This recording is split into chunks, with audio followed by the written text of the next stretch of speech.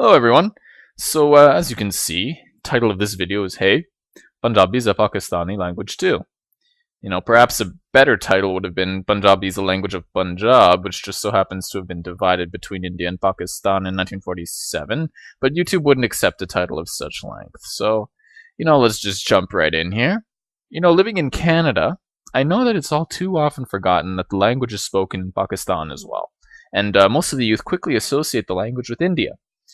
Furthermore, it's thought to be the language of the Sikhs, only the Sikhs, and that's a problem because we can't associate a language with only one religious community. But we'll get into that in a minute. Now, if you look at this map here, this is Punjab as it exists today, politically. On the left we have Pakistani Punjab, and on the right we have Indian Punjab. The two areas underlined in red, these two states, Haryana and Himachal Pradesh, these are part of, you could say, Greater Punjab. They're part of the British area, and I believe Ranjit Singh also had territory in these areas. But basically, these split off from what is now Indian Punjab after Indian independence, or I should say what is now Punjab split off from those, because there was a movement, a political movement, to create a state in which Punjabi was the main language. It was the mother tongue of the majority of the population, it was the official language, etc. Now, there are many areas in both these states, both Haryana and Himachal, where the dialects spoken are quite close to Punjabi, in fact, much closer to Punjabi than Hindi, which they've declared as their official languages. But there are also areas where the reverse is true, and there are also areas in which the languages spoken are actually much more unique, and they're completely distinct from both Punjabi and Hindi. So it's really quite a varied linguistic landscape. Why don't we take a look at some raw data? Now, the amount of Punjabi speakers in the world today isn't known with exact precision, but according to the 2001 Indian census, 29 million Indians spoke the Punjabi language at that time. That's back in 2001. Now, the 2011 census was recently conducted, and the stats should come out soon, which will probably add a little bit more to those numbers. Now, these numbers may actually be underreported in that people who speak dialects which are quite close to Punjabi may regularly mark Hindi or other regional alternatives on the census. But for the sake of simplicity, let's just adjust for population, and we'll round from 29 to 30 million. Now, if you want to talk about the amount of Punjabi speakers abroad, by which I mean, of course, outside of South Asia, the numbers may reach as high as 2.5 million, perhaps a little bit more than that. But my sources aren't the most solid. But let's just keep that at 2.5 million. So we're up to 32.5 right now, counting all of the Indian speakers and the Punjabi diaspora abroad, which, I should mention, also includes Pakistani Punjabis. Okay, when we're talking about the numbers abroad, we're also talking about those Punjabis from Pakistan who live abroad. So, how many Pakistanis would you guess speak the Punjabi language? How many people in Pakistan? Well, as of 2008, about 76 million. Okay? Now, also keep in mind that the population growth in Pakistani Punjab is higher than in Indian Punjab, so the numbers increased since then, and definitely increased at a higher rate than in India. So, here we are as of 2011, and with some rough numbers here, we can say about 30 million Punjabi speakers in India, 2.5 million abroad, and 76 million in Pakistan, bringing us to 108.5 million speakers of Punjabi worldwide. With such numbers, how could anyone argue that Punjabi isn't a Pakistani language? That Pakistanis don't have as much of a right to the language as Indians? Well, there are political factors at play. If you've studied history, you'll know that the politics in British India were very, very poisonous, and many identities emerged based around language, based around religion, and other similar categories. Now, unfortunately in Punjab, language became tied to politics. Hindu elites began to embrace Hindi.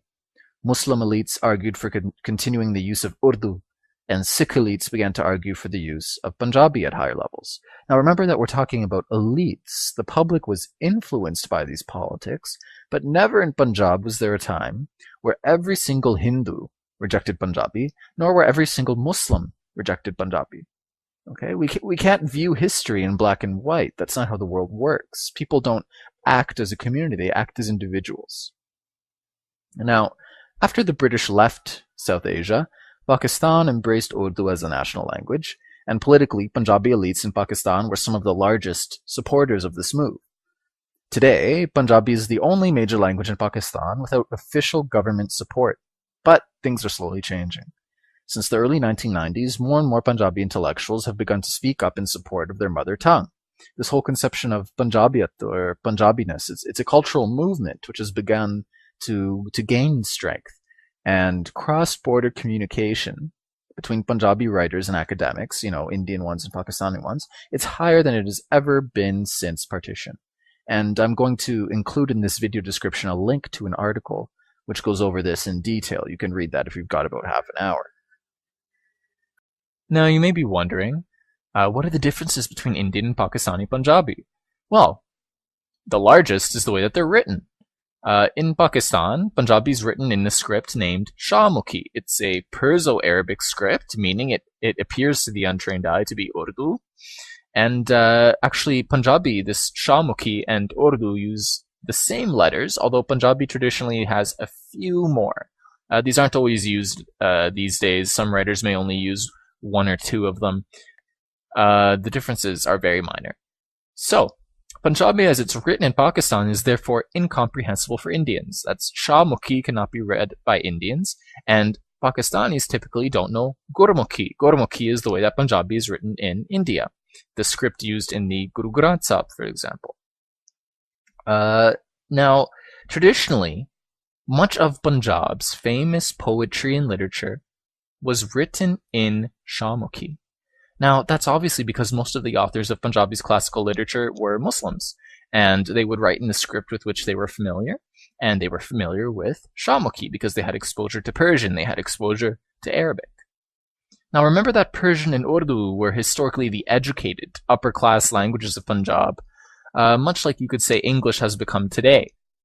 Persian was the important language in much of the Mughal period, all throughout the medieval period, up until when the British conquered Punjab and changed the official language from Persian to Urdu. Now, if anyone watching this video has grandparents who were educated before Indian independence, before Pakistani independence, you'll know that they could read and write Urdu. It didn't matter what their religion was. Whether Hindu, Muslim, or Sikh, everyone was learning Urdu if they wanted to get ahead. It was a language of power and prestige in Punjab. Now, today, everything written in Punjabi in Pakistan is still written in Shahmukhi. Okay? Online, there are many websites which are completely in Punjabi, and they use Shahmukhi. Now, here's a screenshot from Sanja Punjab, which is a website which publishes every article in both Gurmukhi and Shahmukhi. This article here, you can see, is also published in Devanagari, which is used probably, I'm guessing in this case, it's Punjabi, but it's written in Devanagari, which is used for Hindi, probably for those Punjabis living elsewhere in India who are not educated in Gurmukhi, can only read and write in Devanagari. And there's also an English translation for this article. Here's another website, Vichar, and it's primarily in Shahmukhi, but it also has some sections for Gurmukhi, Devanagari, and English. Now, there are a few other issues in blocking comprehension between Indian and Pakistani Punjabis. It's not just a matter of the script, of the writing system, the alphabet, if you were. Since independence, Indian Punjabi has borrowed a lot of its higher vocabulary from Sanskrit, following the model of Hindi, while Pakistani Punjabi has done the same from Persian and Arabic, following the model of Urdu. Now, Punjabi higher vocabulary has become identical with Urdus in Pakistan and identical with Hindis in India. I'm talking about higher vocabulary here. I'm talking about the kinds of words you learn in textbooks, the kinds of words you learn in school, the kinds of words you hear on the news, but unless you're having a very detailed, deep conversation, would never really use yourself. In terms of being, let's say, an uneducated villager, you wouldn't use such words. Now, a Punjabi from Pakistan watching the news, an Indian Punjabi, might have a lot of trouble understanding it. They might have a lot of trouble understanding certain words. And this is actually a very big problem. So what I'm going to do is I'm going to hold back from talking about it right now, and I'm going to make another video in the future devoted exclusively to this issue and examining how to end this divide. Now, I want to end this video with a request. I have a few things to say. An appeal, you could say. now is not the time to get into debates about which community, which religion, which, this or that owns Punjabi.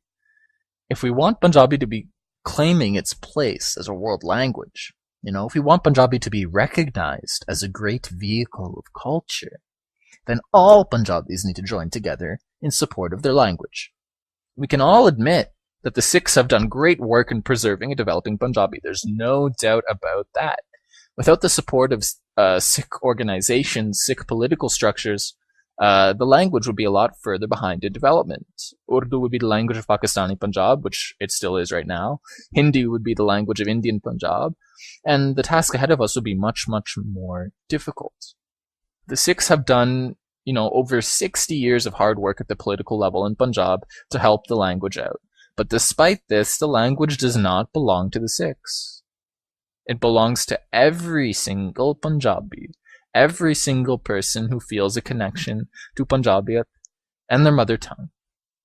Are you Pakistani? Go learn Gurmukhi so you can read Indian Punjabi literature. Are you Indian? Go learn Shahmukhi so you can read Pakistani Punjabi literature. It's not hard. It takes a month at the very most. Unity in culture is the way forward for Punjabi. Not arguing about who deserves more recognition for who has done what. Let's discuss what will be done instead. And let's work to make Punjabi as vibrant as possible. Thanks for watching.